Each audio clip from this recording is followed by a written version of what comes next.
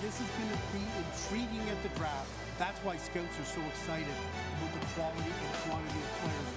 The overall package and the ability to score goals and an offensive wow factor that is absolutely incredible. That's why he's the overwhelming favorite to go number one.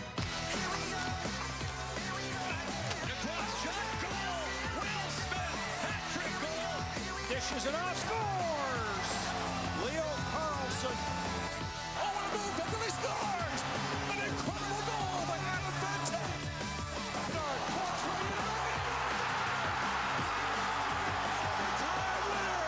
We've known for quite some time this is the Connor Bedard draft.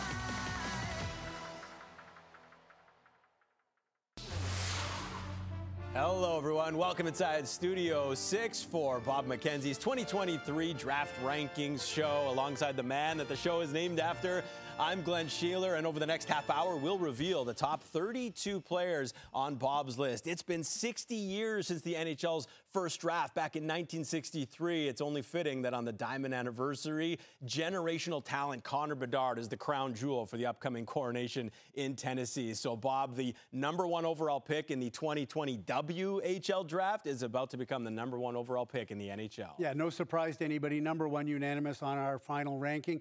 I mean, and it's been the Bedard show the whole season long. We've been celebrating his excellence all season long. So the closer it gets to the draft, it's almost a little less about Connor Bedard and more about some of the other guys in the draft. And I'll tell you this, the NHL scouts are very excited about the guys that are going to go in the 4, 5, 6 spots right behind Connor Bedard. They're excited with the top 10. They're excited with the top 20. It's a very deep draft, and there's also the Matvei Michkov storyline that's going to be absolutely fascinating. Well, let's remind everyone who's picking in the top 5 and also where the Canadian teams are slotted. Chicago lost more times in regulation than any NHL team this season, but won when it counted most. In the draft lottery, they were #3 seed going in, but they won the draft lottery ahead of Anaheim and Columbus. Canadian teams 6 picks in the first round, headlined by Montreal's #5 and #31 selections. But let's get the obvious out of the way first. Unlike last season, this year we have a unanimous #1. It's Connor Bedard.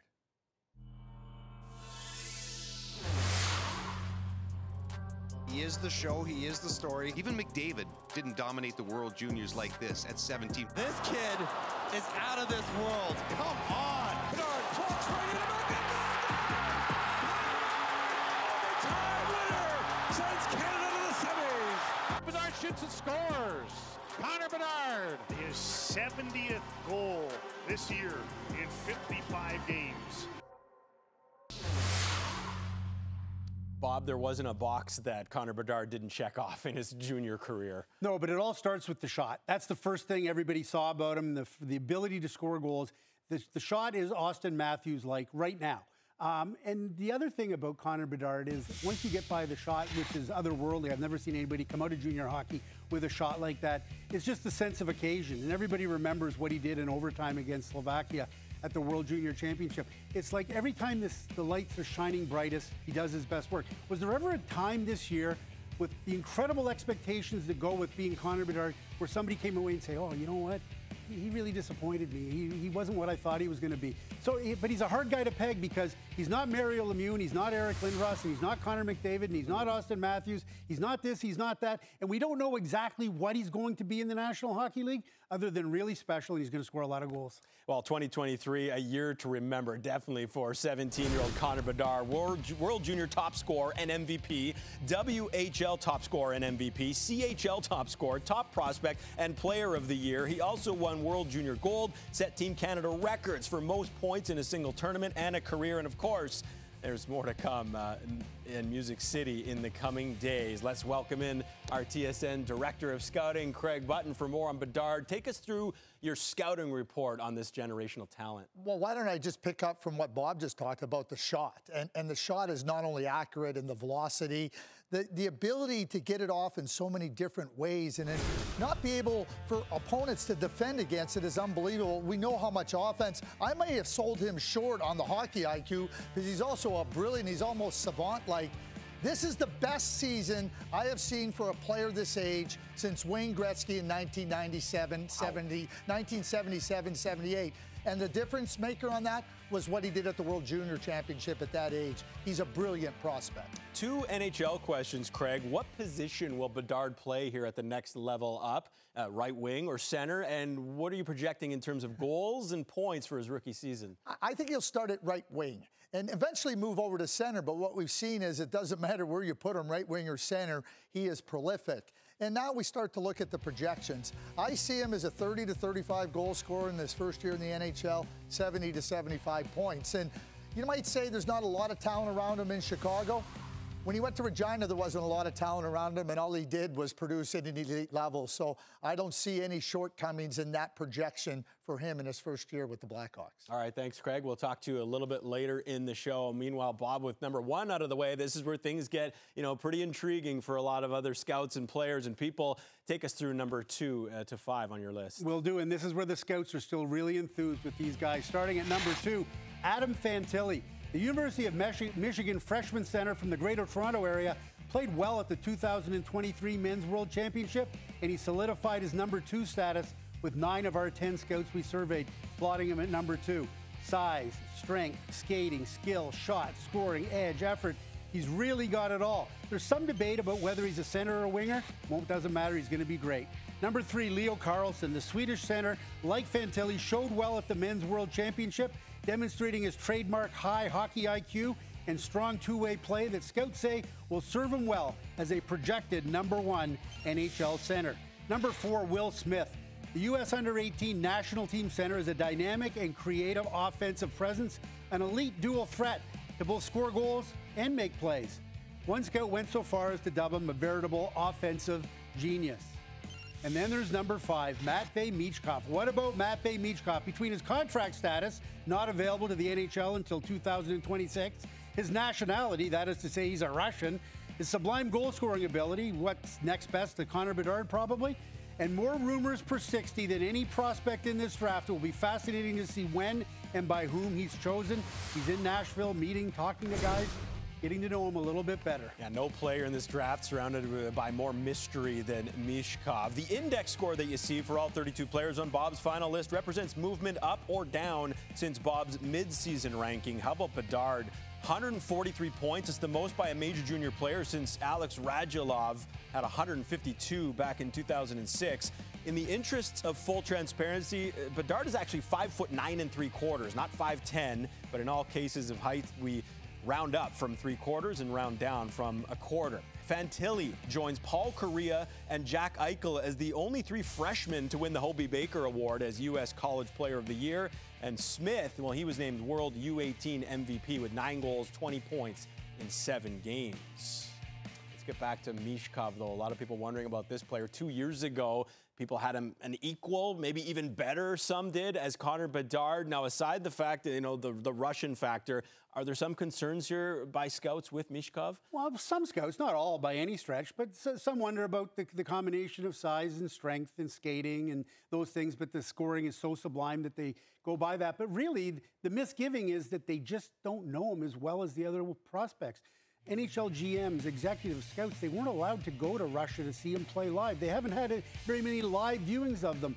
They haven't had the opportunity to sit down and talk to him. They're going to, though. He's going to be in Nashville by Monday. He's going to meet with all the top teams that have requested interviews, and so they will get to know him a little bit better. But that's the problem. This player simply isn't on the same plane as the other guys in terms of familiarity. If he's still available after Montreal at the number 5 pick, which team or teams do you think are going to take a run at him despite some of those risks you just mentioned? Well, let's look at the 3 teams right after Montreal. Arizona at number 6, Philadelphia at number 7, the Washington Capitals at number 8. All 3 of those teams, I believe, will be interviewing Michkov in Nashville. I don't think it fits for Arizona. I think there'll be still too many good players on the board that they would like to get right now that maybe could help them out. But I think Philadelphia is in a rebuild, so they'll give it a serious look in terms of the future. And then, hey, the Washington Capitals, everybody believes that's where he'll end up if the first 7 teams don't take him. And a lot of that makes sense. Team of Alexander Ovechkin, the team of Evgeny Kuznetsov, the team that took Ivan Miroshnichenko last year. It goes on and on. It would be a good fit with Washington. But again, they've got to get to know this kid better, and that process will take place in Nashville. All right, let's get back to your rankings, Bob. We can reveal the top 10 starting at number 6. Yeah, absolutely. Start at number 6, and again, the talent at this level is incredible. Number 6 is Ryan Leonard. It's not often that a sub-6-foot winger is projected as an NHL power forward, but the 190-pound Team USA U18 winger is a rare combo of goals and grit. He scored 50 riding shotgun on Will Smith's left flank, and he plays a hard, disruptive game. He's a legit threat to crack the top 5. Number 7, Dalibor Dvorsky. The physically mature Slovak center is also a threat to break into the top 5 because of his strong two-way game. He doesn't have breakaway speed, but a lot of scouts say he's got sneaky high-end skill as part of a complete pro-style game that lends itself well to success in the playoffs. Number 8, David Reinbacher. The rangy Austrian blue liner is the consensus top defenseman in the draft. He plays a strong two-way game. He's not necessarily dynamic on offense or intimidating on D, but he's all around well above average. Chance to be a top-pairing defenseman in the NHL. Number 9, Zach Benson.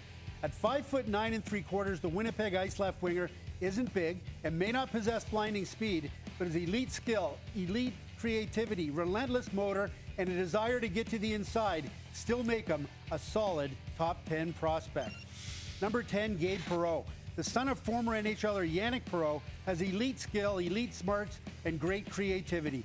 He's the 3rd member of that U.S. Under-18 super trio with Smith and Leonard, and he just needs to get stronger and quicker to be successful and use his skills at the next level. Well, Leonard scored the World U18 golden goal for USA against Sweden in OT. Reinbacher moved up 12 places from number 20 in Bob's midseason ranking to number 8 here in the final ranking. Benson's 98 points in 68 games, second behind only Bedard among CHL draft-eligible players. Perreault, well, he broke Austin Matthews' USA U18 single-season record with 132 points this season. Bob, let's keep going with the next batch of players here, ranked 11 to 15. You got Matthew Wood, Colby Barlow. Wood, by the way, averaged almost 2 points per game at the U18s for Canada with 13 points in 7 games. Oliver Moore, ultra fast. He scored higher than Connor McDavid at the same age in BioSteel testing. That's impressive. And Braden Yeager of Moose Jaw, ranked 15 for you. Yeager was named the WHL's most sportsmanlike player in 2022-2023. You also see Axel Sandin Pellikka on that list as well. He's a player that stands out for you a little bit. Well, you want to keep an eye on him simply because he's the second defenseman, and it's almost unheard of to have go through 15 picks, and you've only got one defenseman in the top 10 in Reinbacher, and then you've got Sandin Pellikka at 14. He's an extremely mobile, puck-handling, puck-moving defenseman. A lot of scouts talk to him as a small defenseman, but some of them were surprised when they got to the combine. He's 5'11", not 5'9", not 5'10". Showed extremely well at the World Junior Championship. He's a very cerebral player. He's a good skater. There seems to be a little bit of bias sometimes now against the smaller defensemen, but I think he's got the skill level to outrun that, and he'll be a guy to keep an eye on. And if somebody wants a defenseman, they may have to jump up a little bit to do that. All right, let's keep the rankings going. Numbers 16 through 20. We'll kick it off with a player from the Brandon Wheat Kings, Nate Danielson. Samuel Honzek. Honzek set to become the 5th Slovakia-born player drafted in the first round over the past 2 years. Otto Stenberg, Dmitry Simashev, and also Tom Wielander. Wielander made a quantum leap here in Bob's rankings, moving up 26 slots from number 46 at midseason to number 20. What can you add about a couple of those players on that last list? Well, a lot of teams are looking for size, especially after you see the way the playoffs go. So when you talk about Nate Danielson, the center for the Brandon Wheat Kings, he's almost 6'2". He's at number 16. A player like Danielson could move up if a team puts a premium on getting a big center. We know how much teams like big centers in the National Hockey League. And then there's Samuel Honzek. He's a huge winger from the Vancouver Giants, the big Slovak. He's another guy at number 17 that if a team feels like they need size on the wing, they could jump up a lot higher. There was some consideration for both Danielson and Honzek in our top 10. Well, so that wraps the top 20 players that we revealed, but we still have 12 more to go here and lots to come on the show. When we return, he's under a week away from being the first overall pick in this year's draft. Connor Bedard joins us as he counts down the days until he hears his name being called in Nashville. Plus, we'll take you through 21 to 32, where Bob has 6 Canadians ranked in the final 12 spots.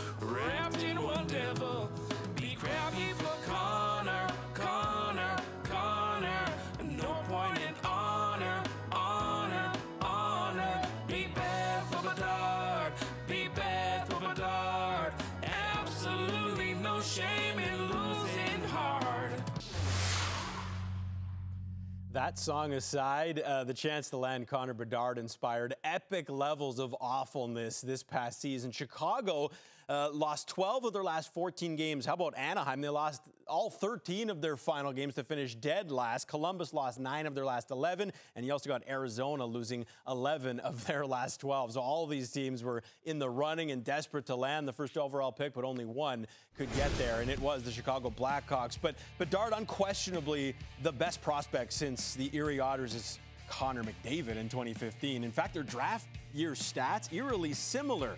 Cringe-worthy pun intended there. McDavid averaged just over 2.5 points per game in the O, and Bedard similar per game average in the Dub. Pleased to be joined now by the projected first overall pick for Wednesday's upcoming NHL draft. It's Connor Bedard. And Connor, you've had a career full of firsts. Which of these first overall numbers, though, from this season are you more proud of? 71 goals in the WHL or 14 pull-ups at the Combine? Yeah, I mean, I think the goal is probably, I'm more worried about kind of what, what I do on the ice and, kind of numbers, in other senses. But, so I think kind of, I'd rather get, more goals than pull-ups for sure. Both are impressive, no doubt. A lot of people excited about seeing you get drafted. Which players are you most excited about seeing get drafted? There's a lot. I mean, I have a lot of good relationships in this draft. I mean, I grew up playing with, Andrew Crystal a lot. We skate together all the time still and are really close. Matthew Wood grew up with, Benson a bit, Dragicevic. I'm really close with Nate Danielson. So, I mean, I could keep naming guys. There's a lot of guys here, which is pretty cool. Molendyk I played with a bit. So, it's pretty exciting for all of us kind of growing up together and, watch, for me to get to watch them get picked will be exciting. Which of these brilliant goals are you more proud of? Is it from the gold medal game at the U18 against Russia or the overtime goal against Slovakia in the 2023 World Junior Championship quarterfinals? I think probably the Slovakia one just because it, was overtime and kind of kept our tournament alive. So, I was really excited when both went in, but, just kind of the feeling knowing you get to play more hockey and, compete for a gold medal was pretty awesome. There's a picture of you and Connor McDavid at the 2022 BioSteel camp showing the backs of your sweaters. Of course, number 98, number 97. What's the coolest thing about hanging out with the other Connor? Yeah, I mean, I've got to, train with him a little bit. Obviously that BioSteel camp was great with all the guys there. And, I think just kind of seeing the way he approaches the game and his work ethic and everything off the ice as well. I mean, everyone sees what he does on the ice. He's incredible. All right, before we let you go, the most important question of all. Are you a fan of Chicago deep dish pizza? I've never tried it, so can't really say.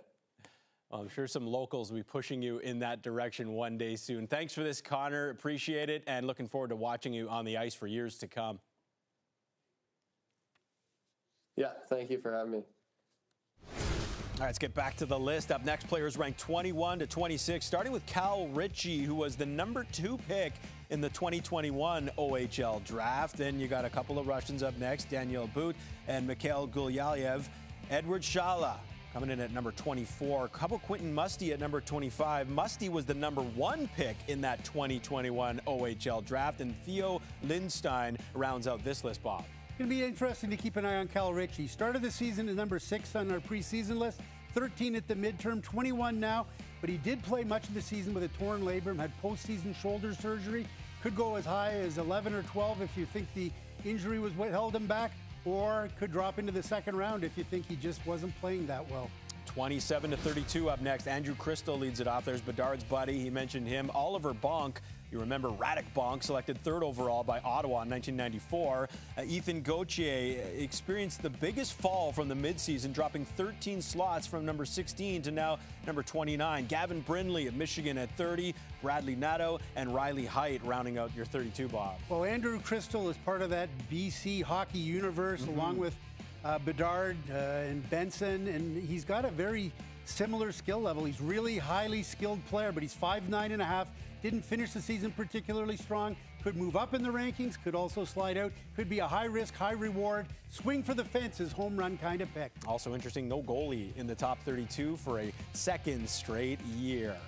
All right, when we come back, it's time for Scouts Honors, where Craig Button will answer the question, who is the best skater in this year's draft?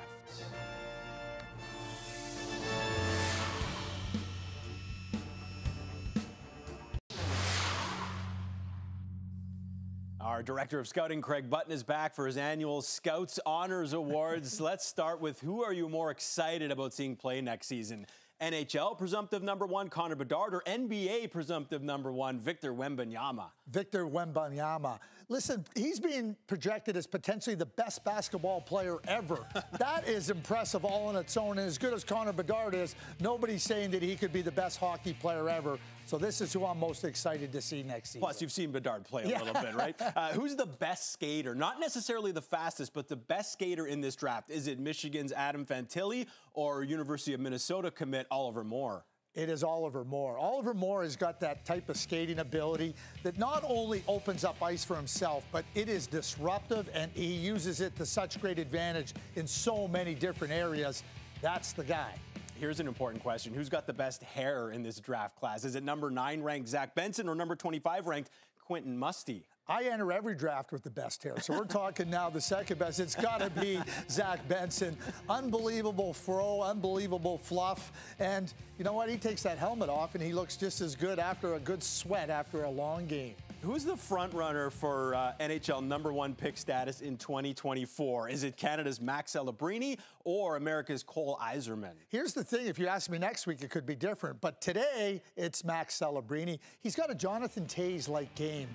The ability to play every single situation in the game and be a significant difference maker. Eiserman's an elite power forward goal scorer. And finally, which Canadian precocious talent projects as the more intriguing long-term prospect? Is it 16-year-old 2025 eligible prospect Michael Misa or 15-year-old 2026 eligible Gavin McKenna? If 2023 is the draft of Bedard, then 26 has to be his cousin, Gavin McKenna.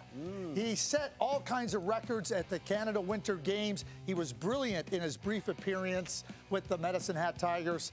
That is my most intriguing long-term prospect. All right, thanks for this, Craig. Never too early to look at some of the talent coming down the pipeline. So we've revealed Bob's top 32 players ranked. And in terms of nationality, according to Bob's projections, Canada on pace to produce 13 first-rounders, more than twice as many as next best USA.